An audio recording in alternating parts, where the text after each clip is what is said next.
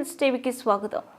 Andhra Pradesh working journalist federation 2025 వార్షిక డైరీని రాష్ట్ర ట్రాన్స్పోర్ట్ మినిస్టరీ జిల్లా ఇన్ఛార్జ్ మంత్రి మండిపల్లి రాంప్రసాద్ రెడ్డి ఆవిష్కరించారు.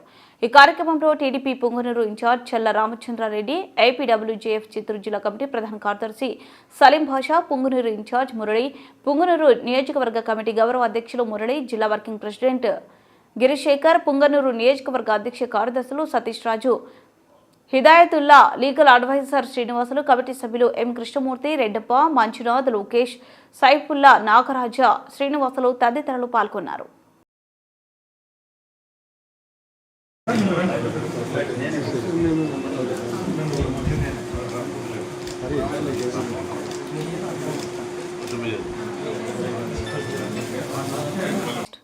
పూతలపట్టు నియోజకవర్గం యాదమరి మండలం దళవాయిపల్లి గ్రామంలో ఏనుగులు హల్చల్ సృష్టించాయి.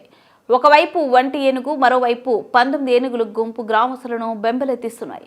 పాడి ఆవును ఒంటరి ఏనుగు తొండడంతో దాడి చేయడంతో ఆవు మృతి చెందడంతో గ్రామస్తులు భయాందోళన గురవుతున్నారు. అర్ధరాత్రి ఏనుగుల గుంపు రావడంతో రైతులు గజేంద్రం అని వాసుదేవ నీలమ్మ సేనులకు సంబంధించిన డ్రిప్పింగ్ పైపులు, బోరు పైపులు, అరటి చెట్లు, వారి టెంకాయల చెట్లను ఏనుగులు ధ్వంసం చేయడంతో తీవ్రంగా నష్టం వాటిల్లడంతో రైతు గజేంద్ర ఆవేదన వ్యక్తం చేస్తున్నారు. ఈ మేరకు నష్టపోయిన రైతులకు ప్రభుత్వం ఆదుకోవాలని కోరుతున్నారు.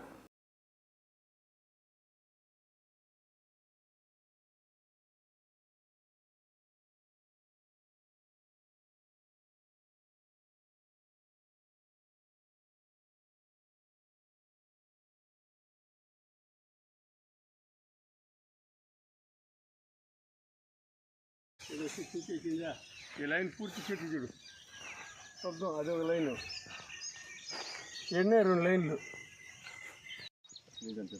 జనవరి 2వ తారీఖు నుండి మా ఏరియాలో ఏనుగుల గుంపులు విచ్చలవిడిగా ఆటలాడుకుంటూ పొలాలని నాశనం చేస్తున్నాయి. పంట పొలాలను కూడా, బోర్లు, ఆవులు, మనుషుల్ని ఆడపడితే ఆడ ఎవరు అడ్డుపడితే వాళ్ళని కొట్టి చంపడం ఈ మార్చి చేస్తామంటే రైతులు ఇంక పైర్లు వదిలేసి ఏడన్నా బయట వెళ్ళిపోవాల్సిందని డిసైడ్ అయిపోతున్నాం. పంట హాలిడే వదిలేద్దాం అనుకుంటున్నాం. అలా అయ్యేట్టుగా లేదు. ఎంతవరకు మేము భరించుకోగలం? ఒకసారి అయితే అతివృష్టి, ఒకసారి అనావృష్టి, దానికి తోడు ఈ ఏనుగులు బాధ ఒక పక్క. ఏం చేయాలన్నా తెలియకుండా ఉంది.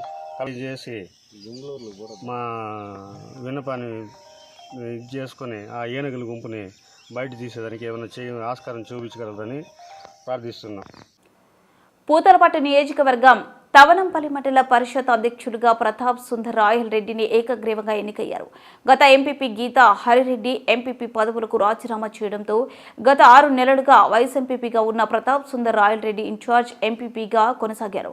ఈ నేపథ్యంలో ఎంపీపీ పదవి ఎన్నిక కోసం ఎన్నికల కమిషన్ నోటిఫికేషన్ జారీ చేయడంతో మండల పరిషత్ కార్యాలయంలో ఎన్నికల అధికారి చిత్తూరు ఆర్డీఓ శ్రీనివాసన్ ఆధ్వర్యంలో అధ్యక్ష ఎన్నికలు నిర్వహించారు. ఈ సందర్భంగా ఎంపీటీసీ సభ్యులు డేవిడ్ ప్రతాప్ సుందరాయల్ రెడ్డిని బలపరిచారు. దీంతో ఏకగ్రీవంగా ఎన్నుకున్న అనంతరం ఎన్నికల అధికారి శ్రీనివాసులు ఎంపికలు ప్రభుత్వానికి అందజేశారు. ఈ సందర్భంగా ఎంపీపీ ప్రతాప్ సుందరాయల్ రెడ్డి మాట్లాడుతూ మండల అభివృద్ధికి శక్తి వంచన లేకుండా కృషి చేస్తారని తెలిపారు. ఈ కార్యక్రమంలో వైఎస్ఆర్ కాంగ్రెస్ పూతలపట్టు నియోజకవర్గ కన్వీనర్ సునీల్ కుమార్, తవనంపల్లి కన్వీనర్ హరిరెడ్డి, నాయకులు ఉమామహేశ్వరరెడ్డి తదితరులు నూతనంగా ఎన్నికైన ఎంపీపీ ప్రతాప్ సుందర్ రాయల్ రెడ్డిని అభినందించి శుభాకాంక్షలు తెలిపారు.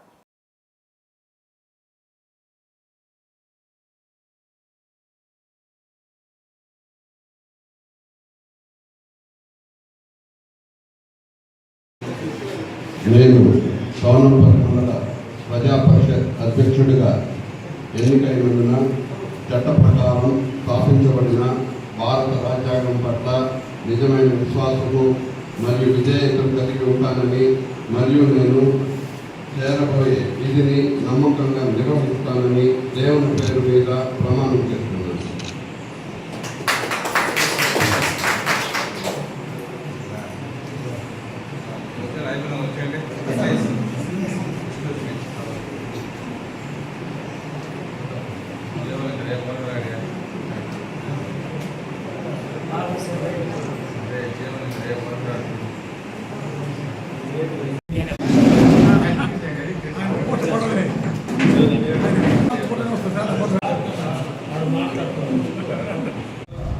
కుటుంబానికి పరిచయస్తులుగా ఉన్నటువంటి మన పట్నం ప్రతాప్ రెడ్డి గారికి దీపం ఇవ్వడం జరిగింది. ఆయన్ని గౌరవ సభ్యులు అందరూ కూడా ఈరోజు ఏకగ్రీవంగా ఎన్నుకొని ఈరోజు ఎంపీపీగా మన మధ్యలో కాబట్టి అన్నకి నా యొక్క శుభాకాంక్షలు తెలియజేసుకుంటున్నాను. రాబోయే 2.5 సంవత్సరం అధికారంలో కూటమి ప్రభుత్వం ఉన్న స్థానిక ప్రభుత్వంలో భాగంగా అధికారులతో కలిసి పట్టం ప్రతాప్ రెడ్డి గారు మండల ప్రజలకి అన్ని రకాలుగా అందుబాటులో ఉంటారు. అన్న సేవల్ని మండల అభివృద్ధికి నిరంతరం కృషి చేస్తారని నా నమ్మకం ఉంది. మొదటి నుంచి కూడా మంచి అనుభవం ఉన్న వ్యక్తి, ప్రజల కష్టాలు తెలిసినటువంటి వ్యక్తి, ప్రజలతో కలిసిపోయి వాటిలో భాగంగా ఇక్కడే ఎల్లప్పుడూ ఉంటున్నటువంటి వ్యక్తిగా అన్నకి ఇవ్వడం అనేది మనందరికీ కూడా చాలా సంతోషం. అధ్యక్షుడిగా ఎన్నుకున్నందుకు మొట్టమొదటిగా మా ఎంపీటీసీలు మరియు మండల నాయకులు, ప్రజలకి అందరికీ కృతజ్ఞతలు చెప్తా ఉన్నాను. అదేవిధంగా మండల అభివృద్ధికి నా వంతు కృషి అనేది ఎప్పుడు ఉంటుంది. మండల అభివృద్ధి కోసం నేను కష్టపడతానని తెలియజేస్తాను. డెంగ్యూ, మలేరియా, మెదడు వాపు రాకుండా తీసుకోవాల్సిన జాగ్రత్తలపై చిత్తూరు జిల్లా వైద్య ఆరోగ్య శాఖ అధికారి డాక్టర్ సుధారాణి ఆధ్వర్యంలో జిల్లాలోని మగ ఆరోగ్య కార్యకర్తలకు ఒకరోజు ఓరియంటేషన్ శిక్షణ కార్యక్రమం నిర్వహించారు. ఈ సందర్భంగా డిఎంహెచ్ఓ మాట్లాడుతూ దోమకాటు ద్వారా వచ్చే వ్యాధులైన మలేరియా, డెంగ్యూ, పైలేరియా, మెదడు వాపు రాకుండా తీసుకోవాల్సిన ముందస్తు జాగ్రత్తలపై ప్రత్యేక శిక్షణ ఇచ్చామన్నారు. ప్రతి ఒక్కరూ శిక్షణ పొందిన ఆరోగ్య కార్యకర్తలే డ్యూటీ చేయాలన్నారు. నెలలో 20 రోజుల ఫిక్స్డ్ టూర్ ప్రకారం సేవలు అందించాలన్నారు. ప్రతి నెల అనుమానిత జ్వర కేసులను రక్త శాంపిల్ను కలెక్ట్ చేసి ల్యాబ్కు అందజేయాలన్నారు.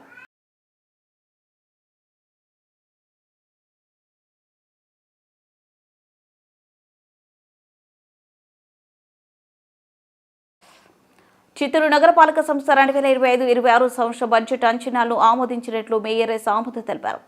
చిత్తూరు నగరపాలక సమావేశ మందిరంలో మేయర్ అధ్యక్షతన చిత్తూరు నగరపాలక సంస్థ బడ్జెట్ సమావేశం నిర్వహించారు. ఈ సందర్భంగా 2025-26 ఆర్థిక సంవత్సరానికి రూపొందించిన బడ్జెట్ అంచనాలను కౌన్సిల్ ముందు ఉంచారు. సమగ్ర చర్చ అనంతరం బడ్జెట్ అంచనాలకు కౌన్సిల్ ఆమోదం తెలిపింది.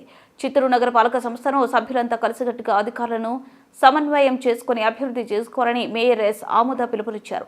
అనంతరం చిత్తూరు నగరపాలక సంస్థ కౌన్సిల్ అత్యవసర సమావేశం నిర్వహించారు. ఈ కార్యక్రమంలో కమిషనర్ పి నరసింహప్రసాద్, డిప్యూటీ మేయర్లు ఆర్ చంద్రశేఖర్, రాజేష్ కుమార్ రెడ్డి, చూడా చైర్పర్సన్ కటారి హేమలత, కార్పొరేటర్లు, కోఆప్షన్ సభ్యులు పాల్గొన్నారు. అత్యవసర సమావేశంలో భాగంగా పలు అజెండా అంశాలపై చర్చించారు. నగరంలోని కాసు బ్రహ్మానందరెడ్డి పాత బస్టాండ్ను పీపీ మేడ్లో అభివృద్ధి చేయుటకు ప్రపంచ స్థాయి సౌకర్యాలతో అత్యాధునిక బస్టాండ్ సహా బహుళ వినియోగ వాణిజ్య సమయాన్ని నిర్మించుటకు శాసనసభ్యులు గురిజాల జగన్మోహన్ ఇచ్చిన లేఖ మేరకు మున్సిపల్ అడ్మినిస్ట్రేషన్ వారి ఆదేశాలు పొందుటకు ఆమోదించారు.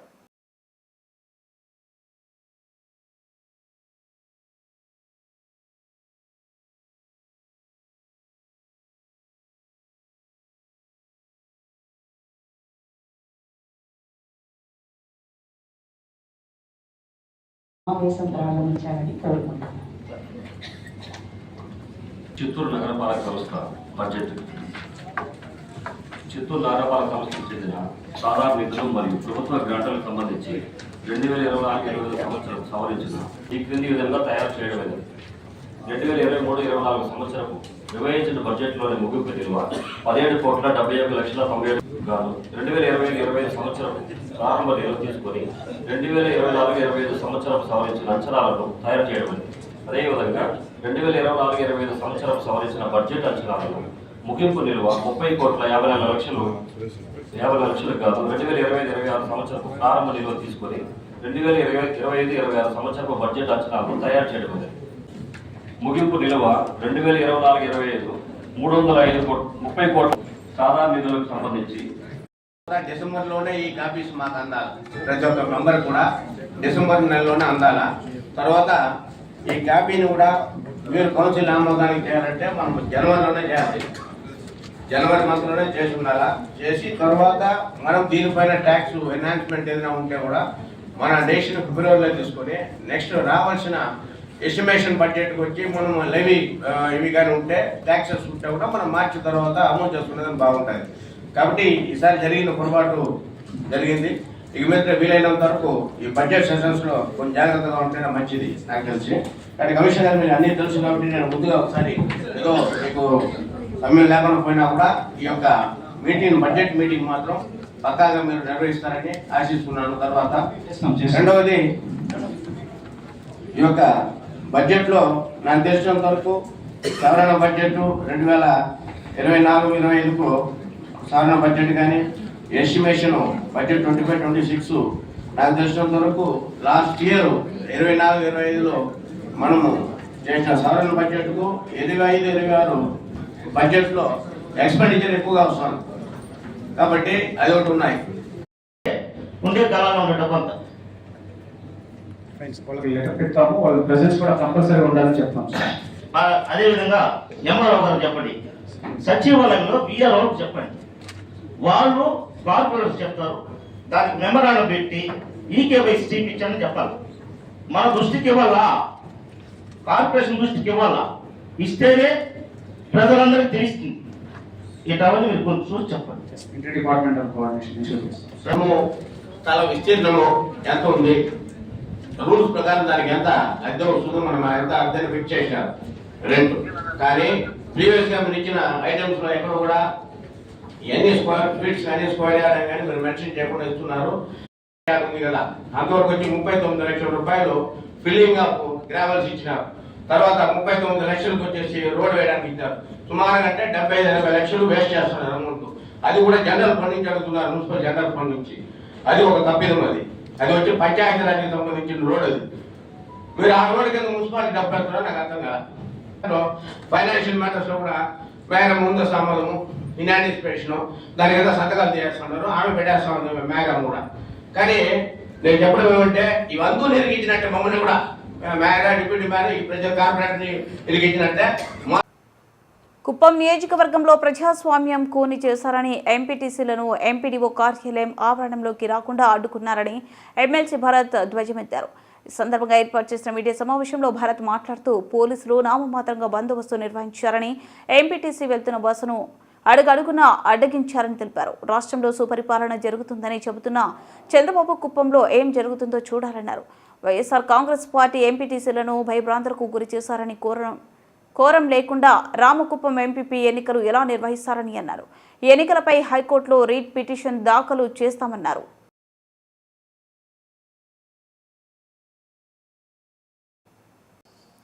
పాస్టర్ ప్రవీణ్ మృతికి కారకులైన దుర్మార్గ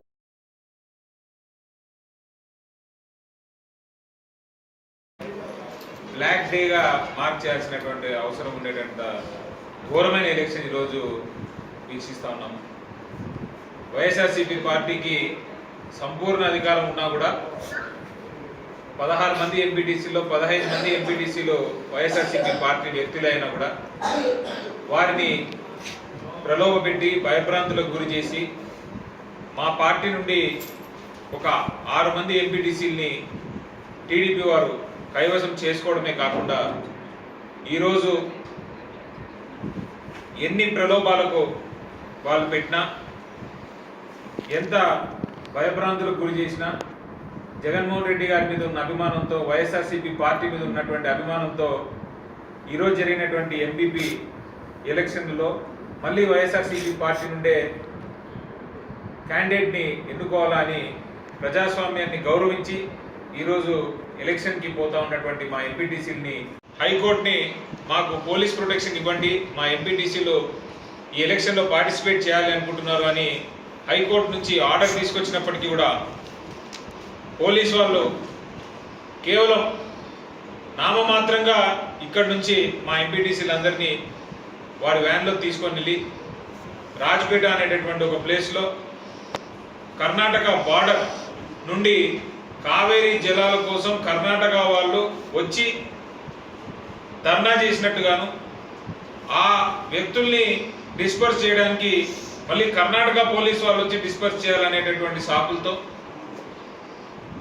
144 సెక్షన్ 31 రెండు రామకుప్పంలో ఇంప్లిమెంట్ చేసినామని చెప్పినటువంటి డిఎస్పీ గారు కానీ పోలీస్ శాఖ కానీ మరొకసారి ఈ వీడియోలు చూడాలని కూడా నేను రిక్వెస్ట్ చేస్తా ఉన్నాను.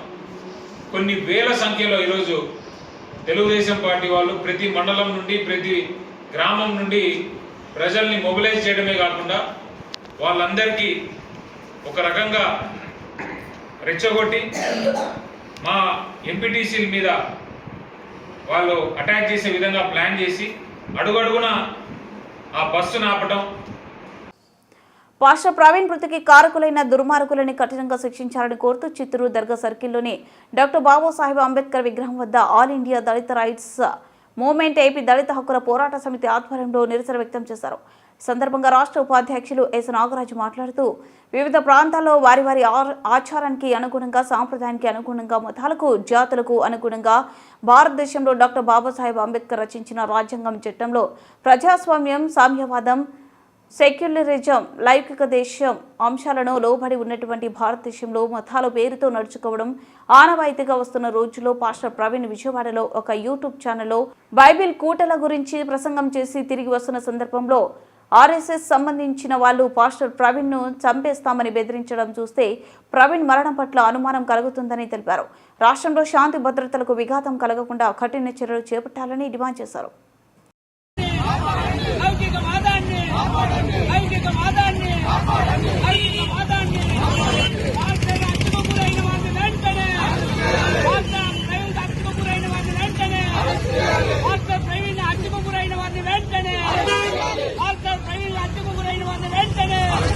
పోలీస్ అధికారులు దళిత హక్కుల పోరాట సమితి దళితుల ఐక్యత ప్రవీణ్ గారిని అత్యగురైన వారిని